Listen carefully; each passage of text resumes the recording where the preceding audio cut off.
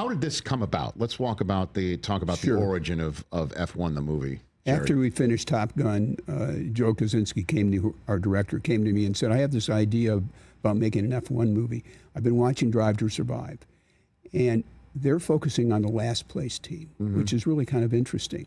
So he had conversations with Lewis Hamilton, who is a 7-time world champion. Yes, he's F1 driver. Nothing last place about him. Right, because he wanted to act in Top Gun.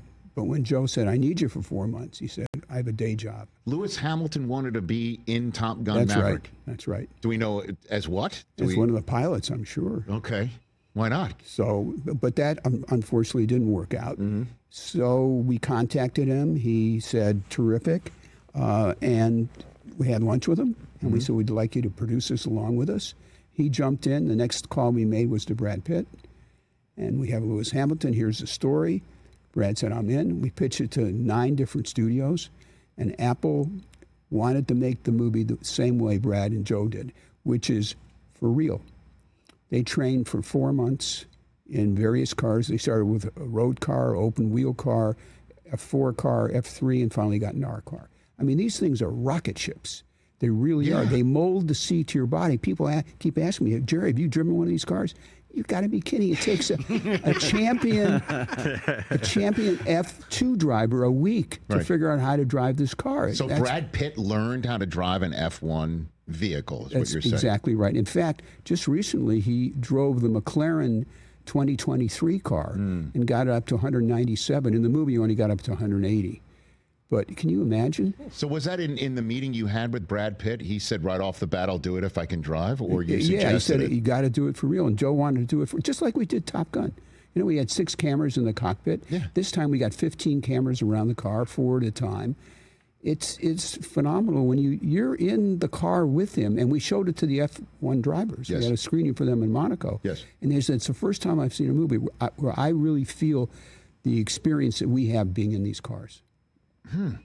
And so Brad Pitt spent all that time learning how to drive this car. Exactly. And you wanted to make it as real as possible. And is it true you shot during down moments of actual Grand Prix weekends to shoot some of the scenes here in this film? Yeah, we went to 9 different races and shot the crowds and everything. We shot the start, everything in the race. Yes. Also, our car was on the track in between qualifying and practice. So in fact, Brad, the first time he really got in the car for us to film was in front of 140,000 people at Silverstone and 100 million people on TV to watch. And I'm sure he was nervous. Because you don't want to spin out. And plus, you also have only one shot to to get this right? I mean, you can't just say, "Hey, can we do another take?" To the people at F1. And we had like 6 minutes sometimes to shoot a dialogue scene in front of everybody. And so Joe rehearsed it for 3 days prior to us actually filming it. So it's like you're shooting it live. Yeah, like you're shooting a film live is basically what you were doing. Yeah, it's unbelievable. Have you ever done anything like that before? Well, we did some in Days of Thunder, but nothing like this. This was just phenomenal, hitting all the... We had to go do it twice because we had 2 strikes. We shot 4 days. The actors went out. Yes. So the good news for us is Joe could shoot all the second unit stuff. During the strike you're talking about. So all the crazy stuff we did, he shot. And we went to every track and shot our stuff. We were in Japan, we were in Mexico, we were in Belgium, we were in Hungary, we were in England. It was a great experience. But you don't have to be an F1 fan or a racing fan to love this movie. It's a real character study.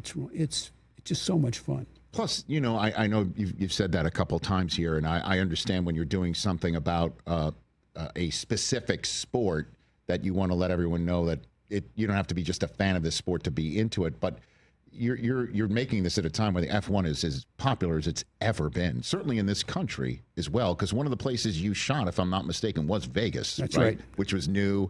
That was only, I mean, that's not like a regular track either. They had to create that out of whole cloth when you went and shot there. That was the scariest for me. Why? Having Brad and Damson get in the car and race there, because there's no runoff. It's a street track. So if they make a mistake, they're in the wall. And I got to tell I don't you, mean to laugh, but I mean just because it's so unbelievable. the happiest day for me on this movie was in Abu Dhabi. Mm-hmm. Brad did his last lap. He was done, and he climbed out of the car. And I was relieved, and it was his unhappiest day because he loved it. He loved driving those cars. Mm-hmm. They're exhilarating. The way they corner, they get down low, and they stick to the track. It's just amazing to watch it. So I got to ask this. Do you still get nervous watching Tom Cruise do his own stuff? Or you're already through all that because you've been there, done that with him so much? Every time. Every time? Of course. I mean, hanging out of that plane, Mission is a terrific movie. Yes. He hangs out of that plane. It must have been a 20-minute sequence. I think it took months to film it. Him hanging nuts. He doesn't have a fear gene. No, I did see Brad Pitt and Cruise together at the premiere of the film, right? Yes. Did they talk about, doing own stunts or whatever, or just screw it? They're their own men and their own actors.